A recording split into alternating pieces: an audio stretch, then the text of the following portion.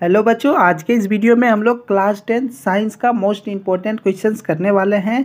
8 मार्च के लिए ये सभी क्वेश्चंस बच्चों आपके लिए बहुत ही ज़्यादा इम्पोर्टेंट होने वाला है, तो एक भी क्वेश्चंस को मिस मत कीजिएगा बच्चों, क्योंकि ये सभी क्वेश्चंस एकदम वेरी वेरी इंपॉर्टेंट क्वेश्चंस हैं। ठीक है, तो चलिए फटाफट क्वेश्चन नंबर 1 से स्टार्ट करते हैं। पहला क्वेश्चन है, किसी कुंडली का प्रतिरोध ज्ञात करने का सूत्र है। तो देखिए बच्चों, प्रतिरोध ज्ञात करने का सूत्र होता है R बराबर V बटा में I। ठीक है, ऑप्शन नंबर इसका बी राइट आंसर हो जाएगा। ठीक है, चलिए अगला क्वेश्चन की ओर बढ़ते हैं। नेक्स्ट क्वेश्चन हम लोगों का 2 नंबर क्वेश्चन है, उड़हुल किस प्रकार का पुष्प है। तो बच्चों आप लोग उड़हुल का फूल देखे होंगे। उड़हुल जो होता है वो द्विलिंगी पुष्प होता है। ठीक है, ऑप्शन नंबर ए इसका राइट आंसर हो जाएगा। ठीक है, चलिए अगला क्वेश्चन की ओर बढ़ते हैं। 3 नंबर क्वेश्चन है, निम्नांकित में से कौन एक लिंगी पौधा है। तो देखिए बच्चों, पहला ऑप्शन है हम लोगों के पास आम, दूसरा है पपीता, तीसरा है सरसों और चौथा है गुड़हल। तो बच्चों इसमें से पपीता जो होता है वो एक लिंगी पौधा होता है। ठीक है, ऑप्शन नंबर बी इसका राइट आंसर हो जाएगा। चलिए नेक्स्ट क्वेश्चन की ओर बढ़ते हैं। 4 नंबर क्वेश्चन है, एड्स रोग किसके कारण होता है। तो बच्चों एड्स रोग का सबसे बड़ा जो कारण माना जाता है वो विषाणु। ठीक है, ऑप्शन नंबर बी हो जाएगा राइट आंसर।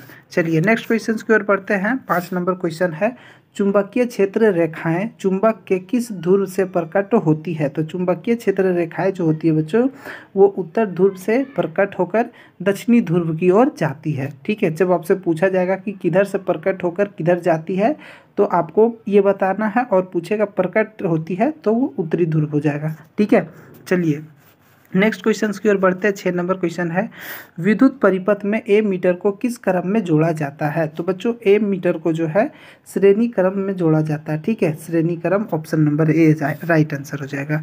नेक्स्ट क्वेश्चन की ओर बढ़ते हैं। 7 नंबर क्वेश्चन है, किस विद्युतीय यंत्र में प्लस और माइनस का चिन्ह रहता है। तो बच्चों प्लस और माइनस का चिन्ह आप लोग देखे होंगे बैटरी में रहता है। ठीक है, विद्युतीय यंत्र है बैटरी और इसी में ही प्लस और माइनस का चिन्ह रहता है, तो ऑप्शन नंबर बी हो जाएगा राइट आंसर। नेक्स्ट क्वेश्चन की ओर बढ़ते हैं। 8 नंबर क्वेश्चन है, जनन की किस विधि द्वारा समान गुणों वाले जीवों की विशाल आबादी को कायम रखा जाता है।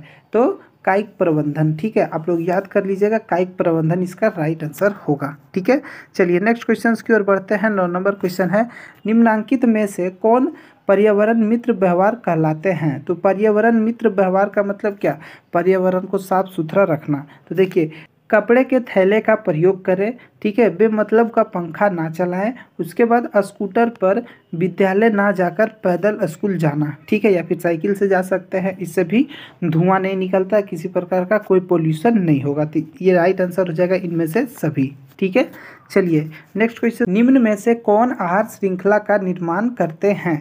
तो देखिए पहला ऑप्शन है घास, गेहूँ, आम। तो ये आहार श्रृंखला का निर्माण नहीं करता है।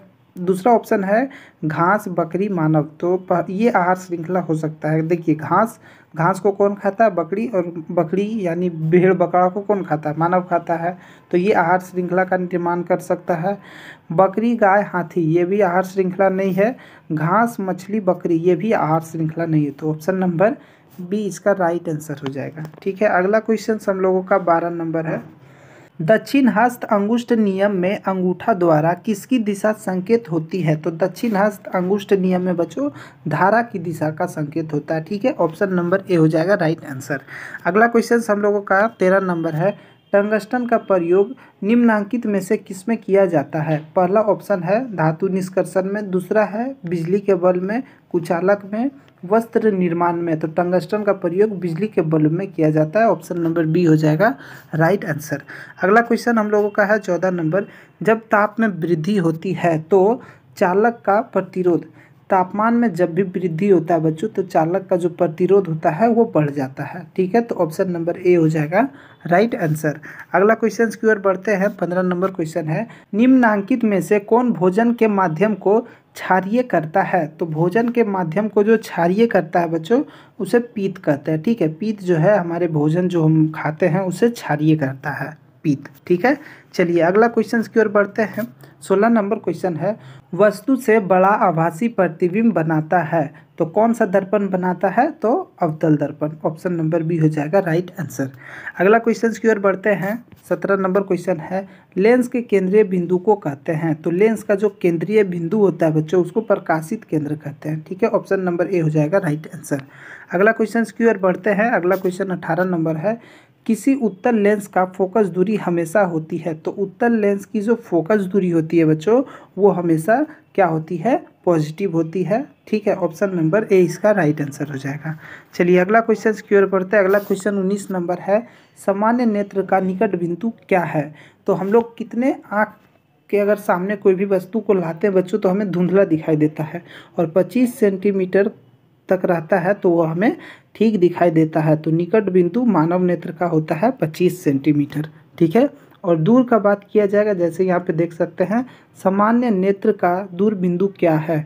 तो सामान्य नेत्र का दूर बिंदु अनंत हो जाता है। ठीक है, हम लोग अनंत दूरी तक देख सकते हैं। ठीक है, चलिए अगला क्वेश्चन की ओर बढ़ते हैं। 21 नंबर, निकट दृष्टि दोष को किस लेंस से दूर किया जाता है? तो बच्चों निकट दृष्टि दोष को अवतल लेंस से, ठीक है, अवतल लेंस से दूर किया जाता है। ठीक है, चलिए अगला क्वेश्चन की ओर बढ़ते हैं। अगला क्वेश्चन हम लोगों का 22 नंबर है, दूर दृष्टि दोष को किस लेंस से दूर किया जाता है? तो दूर दृष्टि दोष के लिए उत्तल लेंस का प्रयोग करना पड़ता है। ठीक है, जिस व्यक्ति को दूर दृष्टि दोष हो जाएगा उसे उत्तल लेंस का चश्मा का प्रयोग करना होगा। ठीक है, अगला क्वेश्चन हम लोगों का 23 नंबर, विभवांतर का एसआई मात्रक है। तो बच्चों विभवांतर का एसआई मात्रक वोल्ट होता है। ठीक है, विभवांतर का एसआई मात्रक वोल्ट। चलिए नेक्स्ट क्वेश्चन की ओर बढ़ते हैं। 24 नंबर क्वेश्चन है, प्रतिरोध का एसआई मात्रक। तो बच्चों प्रतिरोध का एसआई मात्रक ओम होता है। ठीक है, ए हो जाएगा, बी हो जाएगा राइट आंसर।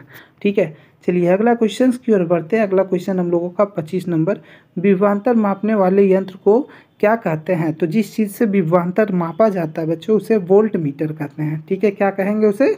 Volt meter.